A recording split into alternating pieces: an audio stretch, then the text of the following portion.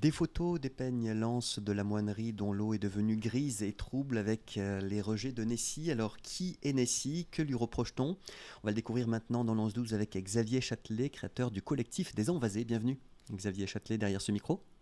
Bonjour Jean-Christophe, comment vasez-vous? Je vais très bien, merci. Alors rappelons d'abord que le robot dragueur Nessie testé par EDF dans l'estuaire de la Rance, à la Vicomté sur Rance. Il a été conçu par la société Watertrax, basée près de Montpellier en partenariat avec EDF. Et depuis lundi 1er mars, Nessie, appareil de 15 tonnes et de 5 mètres sur 7, drague les sédiments du chenal de navigation entre les moulins de Rochefort et du Prat, la Vicomté sur Rance, en bas de la route de Morgrève. Alors manifestement, Nessie a pris du retard. Vous habitez à Plouer-sur-Rance, Xavier Châtelet. Qu'est-ce que vous avez constaté?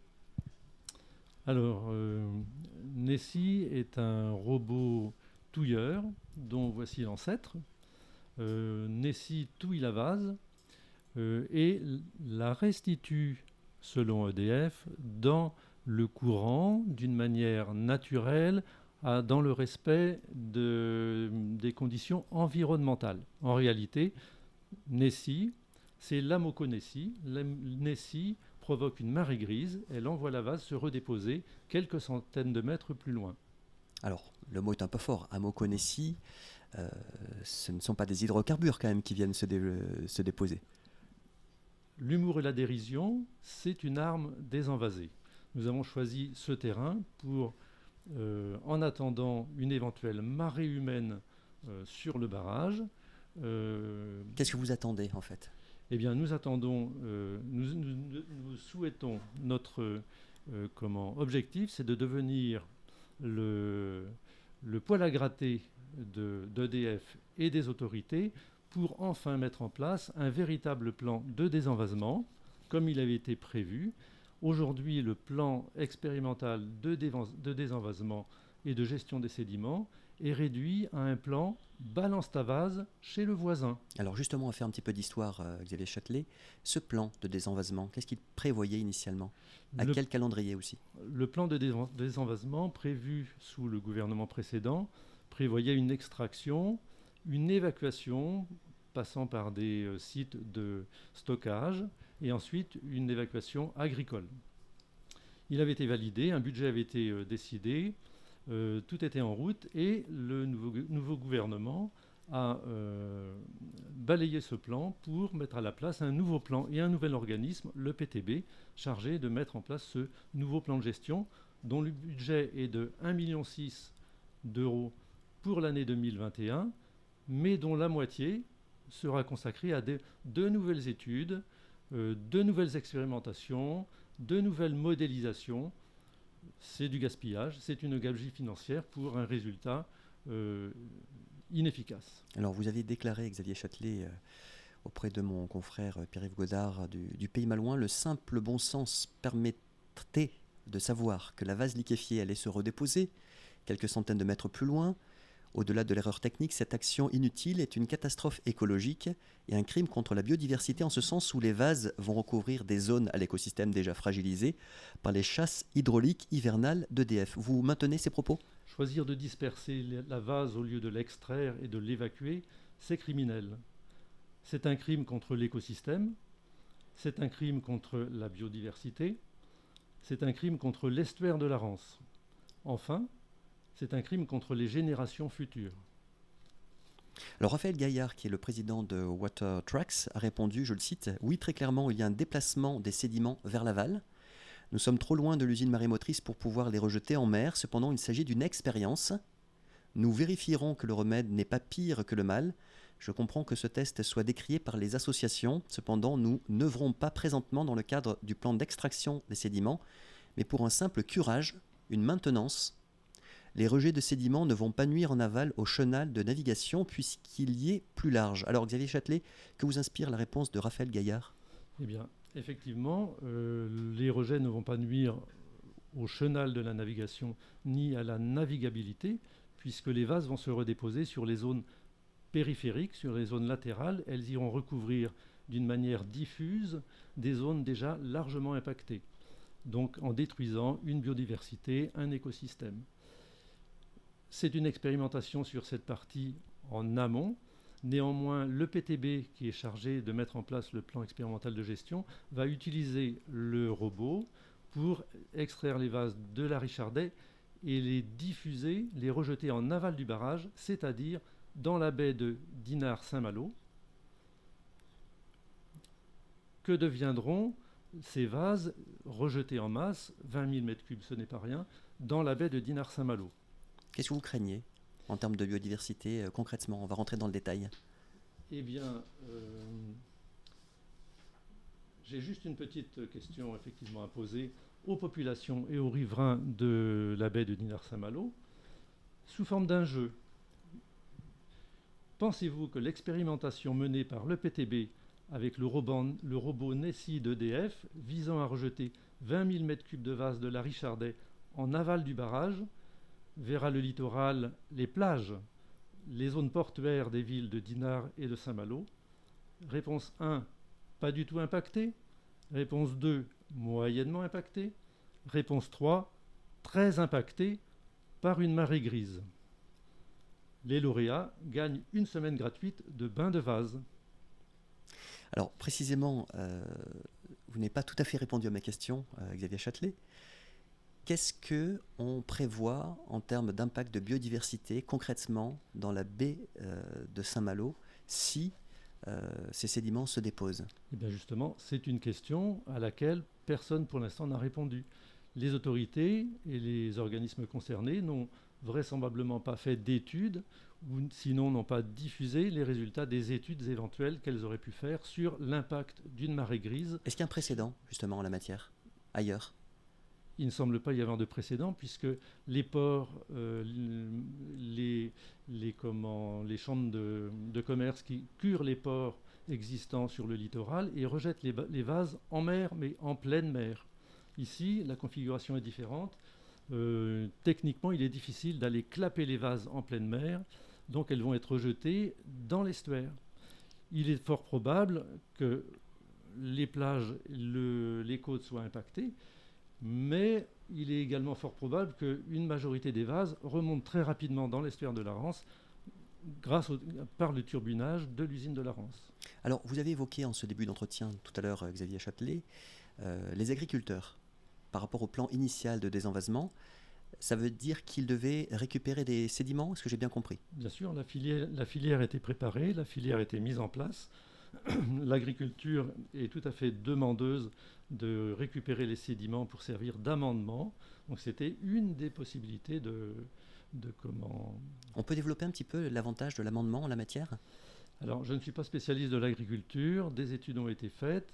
Les vases présentent apparemment des qualités qui permettent aux agriculteurs d'amender les sols pour obtenir de bons résultats au niveau des cultures. Mais il vaudrait mieux, effectivement, interroger les spécialistes en la matière. Donc bon pour l'agriculture, mais les bains de boue, pas bon pour l'esthétique et pour le tourisme, c'est ça? C'est une bonne question. Je pose la question.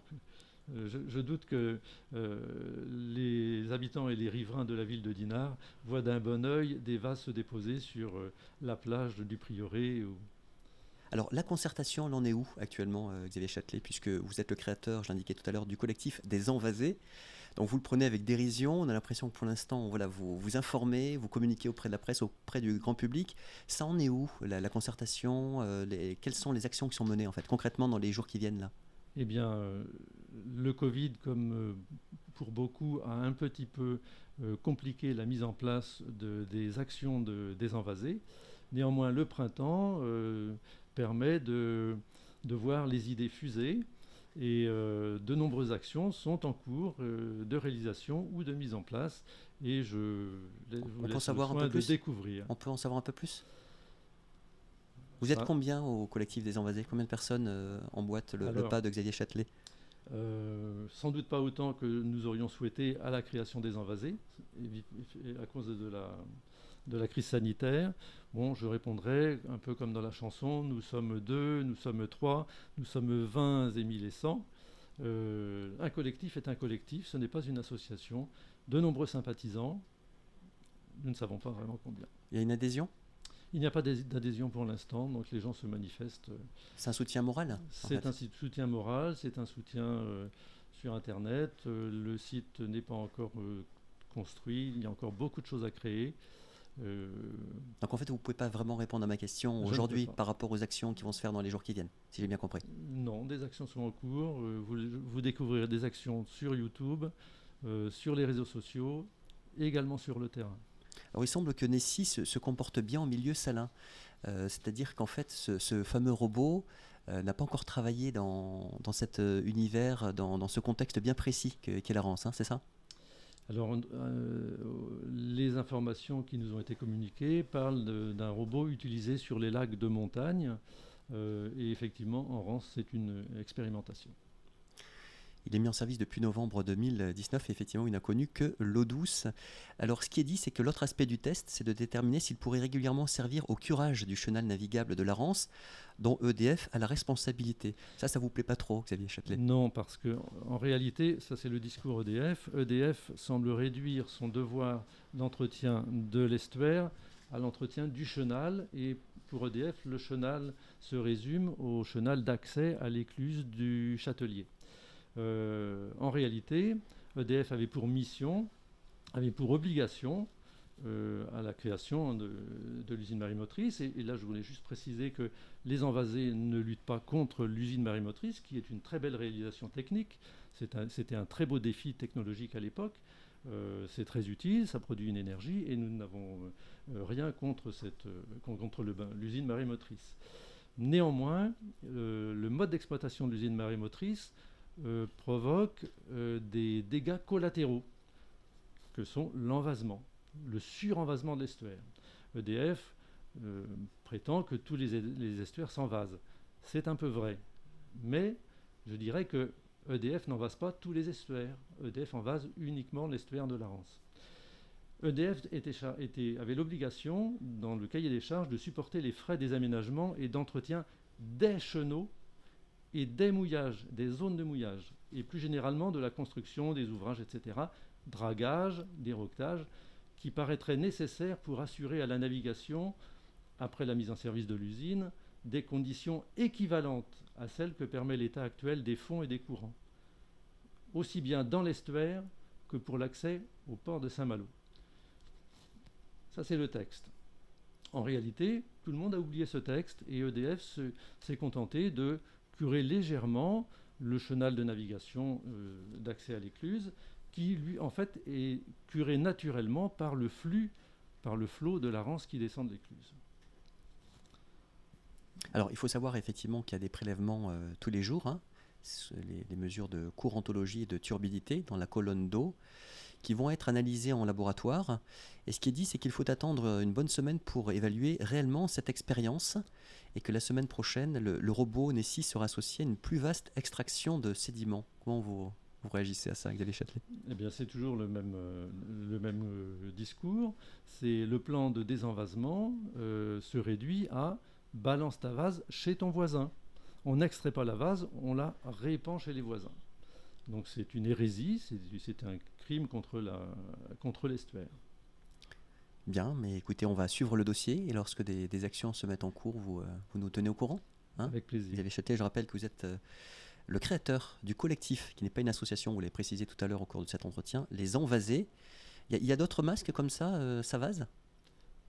Vous le portez, je précise, pour les personnes qui nous écoutent. C'est une innovation, mais effectivement, je ne désespère pas de lancer la mode et j'espère pouvoir le diffuser effectivement plus largement. Vous vous baignez près de chez vous, dans la Rance? Oui, bien sûr, oui. Ça sera toujours d'actualité dans quelques semaines avec les beaux jours? Avec les beaux jours, oui, hors période de travail de Nessie, puisque là, nous risquons de nous baigner dans un lac de vase. Et là, vous ne courez pas après justement ces boues, hein? Certains disent que c'est bon pour la santé. Je ne suis pas sûr que ce soit bon pour la biodiversité. Merci encore une fois, Xavier Châtelet, pour toutes ces précisions. Bonne continuation. Merci à vous. On poursuit dans le 11-12 en musique avec Gims, la même en duo avec Vianney. Après quoi, ce sera votre revue de presse nationale dans le 11-12. Je vous souhaite une bonne écoute. Je vous dis à tout à l'heure.